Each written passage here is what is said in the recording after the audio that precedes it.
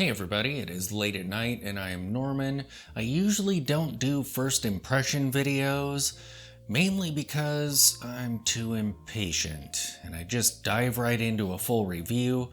However, I just got this watch and I'm gonna have to take some time with this. Before I can do a full review and tell you what I think of it, let me explain why.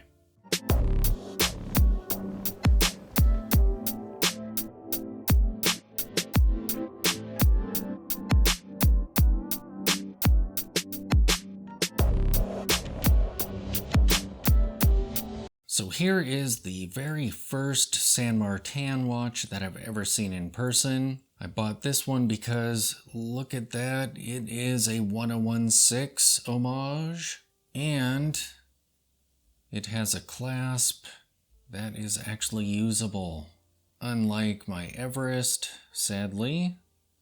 So I was thinking, well, maybe this would be a great replacement, or at least an alternative that I feel more comfortable wearing, because I have had that other clasp pop open on me, even after having a jeweler tighten it up some. And this was fairly affordable.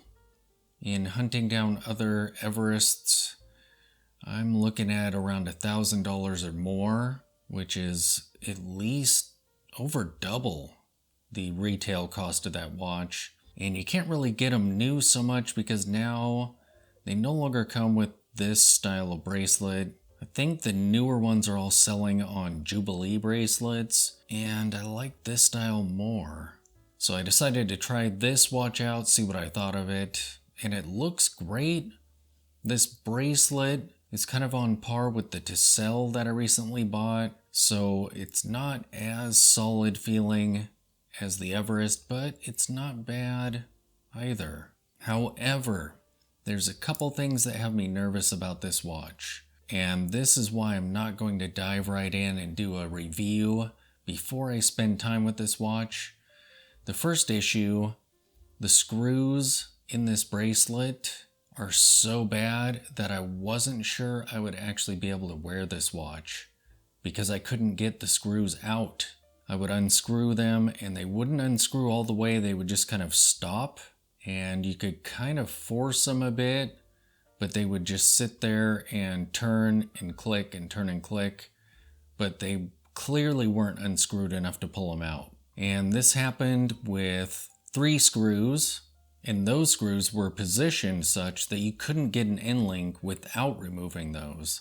So as I struggled with them, I actually got to the point where I was just going to force them out because this watch is unusable. I probably wouldn't be able to return it. That is definitely a negative that I've heard about San Martins, is they just aren't responsive. This took forever to arrive here. So I kind of forcibly got a couple of those screws out and was actually able to get this thing sized. But from that experience, it has me a little bit nervous about the watch in general. This crown seems a little weird too when you're unscrewing it and screwing it back in.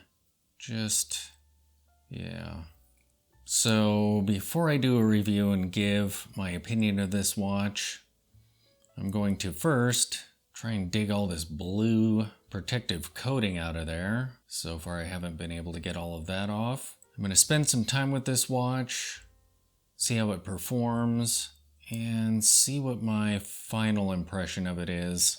Then I'll be recording a full review of it for you.